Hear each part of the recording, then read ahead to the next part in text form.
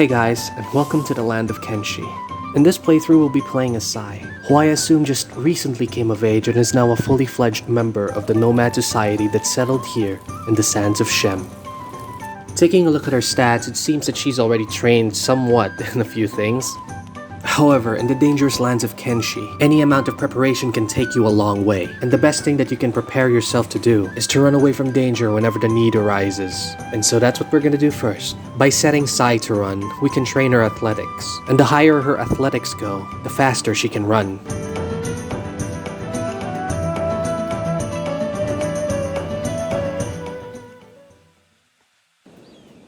After letting Sai run for a little while, I saw numbers in the distance. This meant that a fight was going on, and the aftermath of a fight could mean many opportunities for our fledgling young heroine here.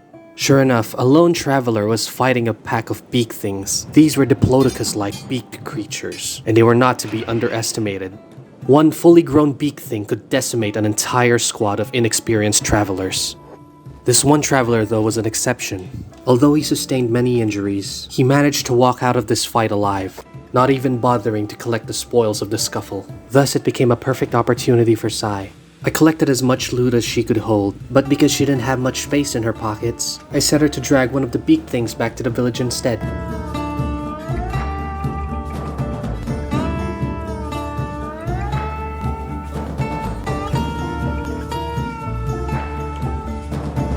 I sold off the animal skins for a little bit of cash, and traded it for some food to keep Sai going for the day. After that, we set Sai off on our next adventure.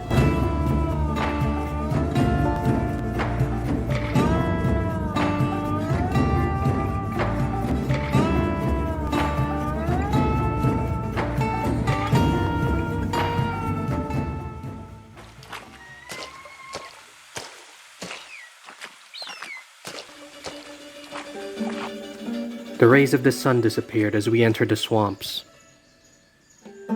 Nighttime has fallen. As many players know, the swamps were one of the more dangerous parts of Kenshi. There isn't any point of exploring it for now, given that Sai isn't strong enough yet. And so we head north and leave the swamps behind.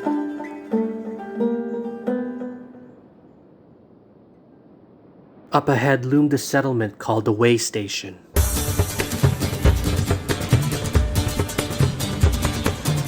It was a small checkpoint in the waste set up by a faction known as the Tech Hunters.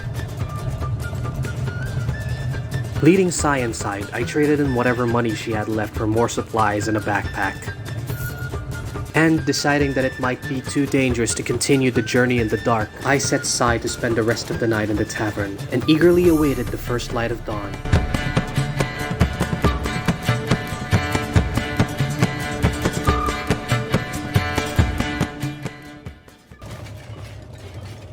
Morning came, and I suddenly realized I was having Sai travel with no real goal in mind. I mean, sure, you could progress in this game doing whatever at any given point in time, but prolonged undecisiveness could cost you your life in the harsh world of Kenshi. And so, I decided to head towards the south, in the lands rich with the ruins of Kenshi's past, hoping Sai could find relics or artifacts that she could make her first bits of fortune out of.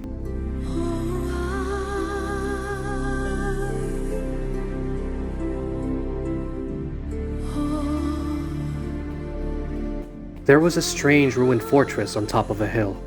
Upon getting closer, I discovered it was occupied by Holy Nation soldiers, who welcomed Sai inside and offered to share their faith with her.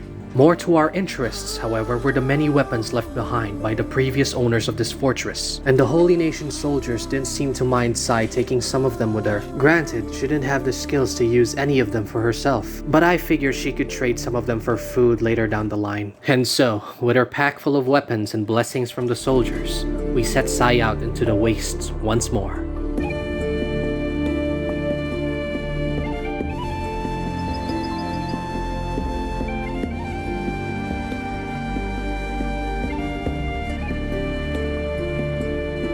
Before we could enjoy the scenery, however, Sai is ambushed by a group of bandits.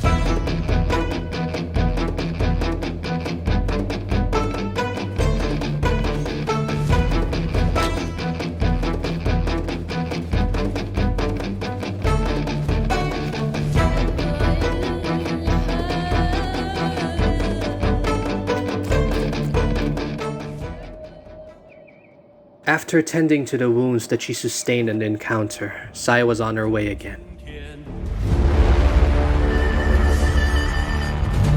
We arrive at the Hub, a ruined city held by the Holy Nation outlaws.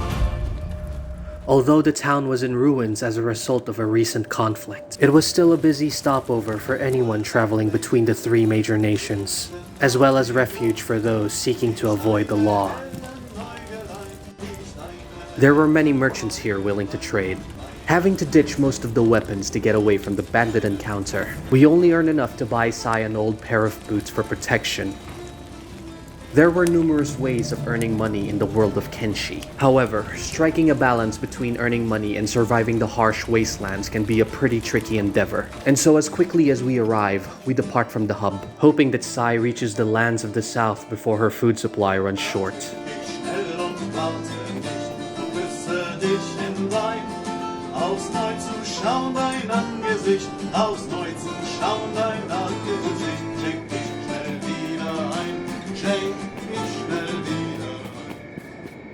Night had fallen again by the time we arrive in Squin, the gateway to the Shek kingdom. The Shek were a fierce warrior race, their bodies adorned with protruding horns on almost every limb.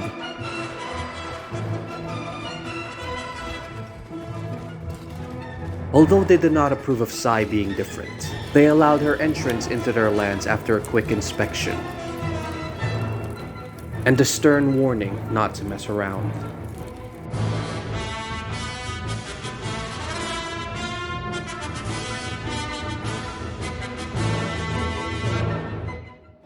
Morning came again.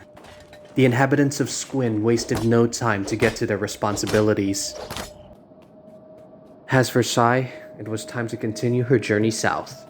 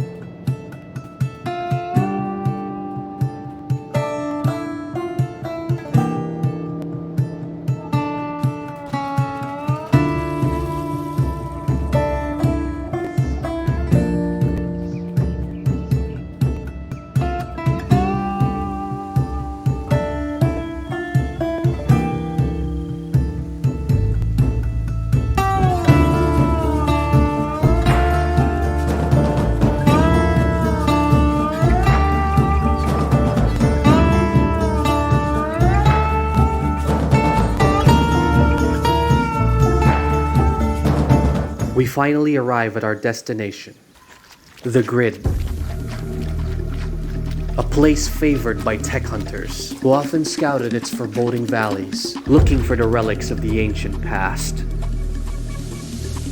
After searching for a bit, we came upon an ancient workshop, littered with the bodies of tech hunters who tried to fight the Grid's ancient mechanical guardians.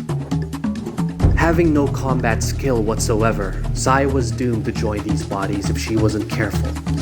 We had to find a workshop that wasn't as heavily guarded.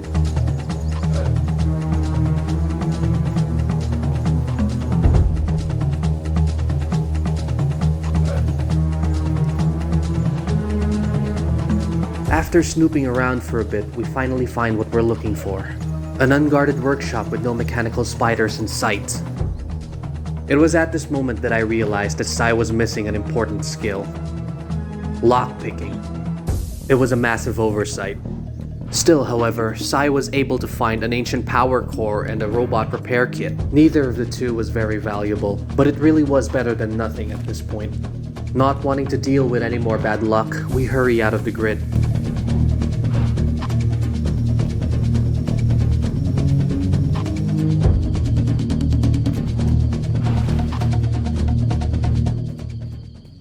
We run all through the night. It was morning by the time Sai finally arrived at a settlement.